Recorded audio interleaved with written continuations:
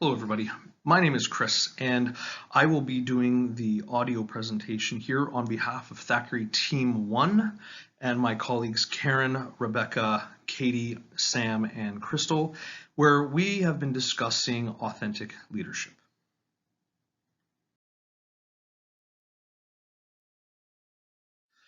So we here on Thackeray Team 1 have been discussing for the past few weeks authentic leadership.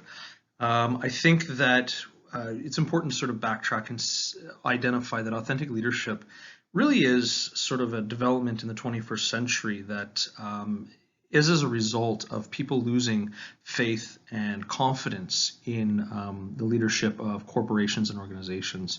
We noted that authentic leadership was developed out of a recognition for the need of positive leadership. And we also recognize that authentic leadership is where leaders can align their values with organizations' missions and goals. It's sort of Luthans and Avolio that have come to a end definition of authentic leadership. And it is that process that draws from both positive psychology capacities and a highly developed organizational context, which results in both greater self-awareness and self-regulated positive behaviors on the part of leaders and associates, fostering positive self-development. Now, we recognize that that's a bit of a mouthful, so we're going to unpack that here for you. So as we've just seen, the definition of leadership has multiple parts to it. We're going to try and break that down for you. First and foremost, we identified 5 key characteristics of authentic leadership.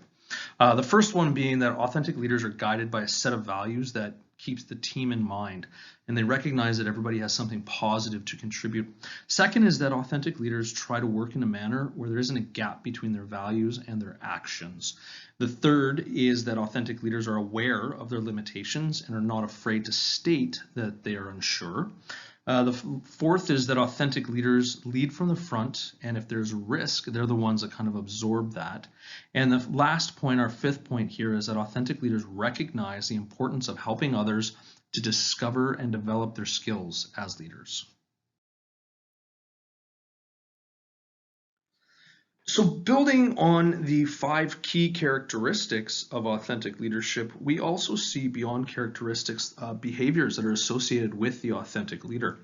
Now, authentic leaders should be expected to create meaningfulness in the work that followers have been tasked with or the followers are doing, and they should all be heading towards a common goal. The concept around authentic leadership is based in Greek philosophy and the Greek philosophy of to thine own self be true.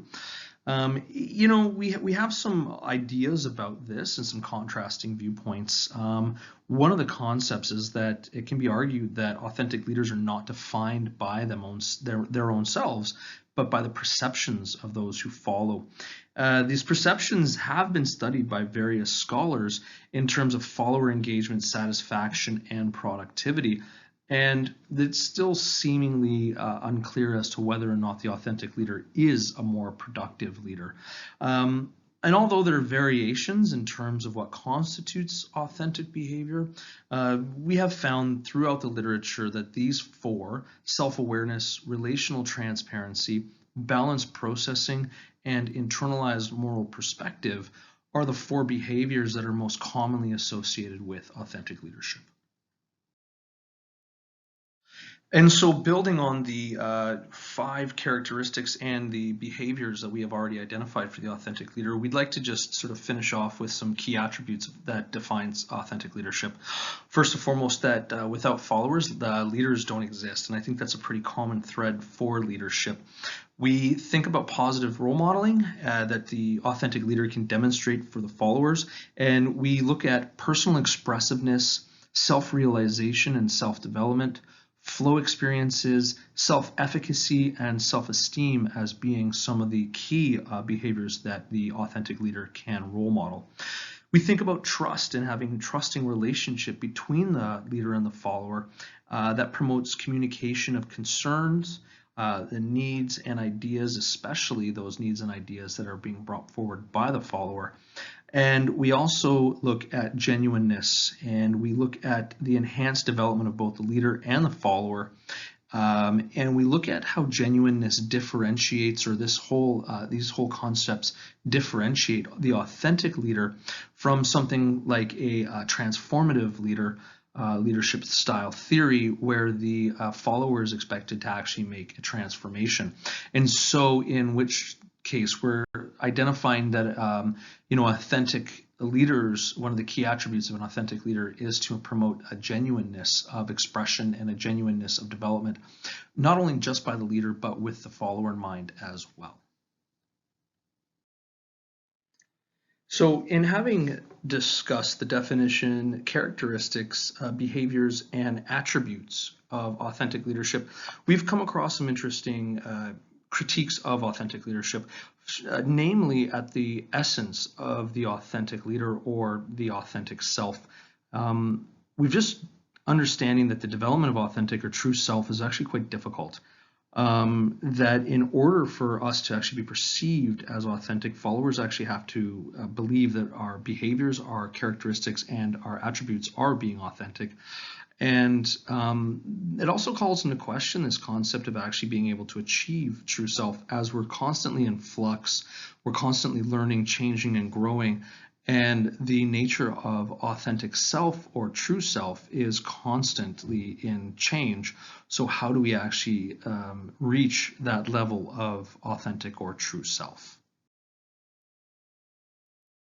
Now, Nyberg and Svenningsson discuss here the irony of the discovery of true self. In our last slide, we just discussed how impossible discovery of true self might actually truly be. And so the destructive or the irony of discovery of true self is that the implication to the followers that the leader has now done something that the others cannot, and having discovered the true self, and the perception being that the leader is therefore somehow better than. And Nyberg and Svenningsson identified this as an irony, but also as a potentially destructive element of the organization, where we have leaders that have somehow discovered true self and followers who are still in the position where they are still trying to discover authenticity and true self. And in building on some of those criticisms or critiques of authentic leadership, we kind of recognize, and I've alluded to this before, that authentic leadership is still sort of in its infancy. It's not been around very long, hasn't been heavily critiqued, and is something that is still, gone through its multiple iterations in terms of definitions, and is just sort of being implicated in organizational structures. One of the things that we look at is that followers do definitely define what an authentic leader is. So to a degree, there's an irony there in the sense that a follower defines whether or not the authentic leader is truly being authentic.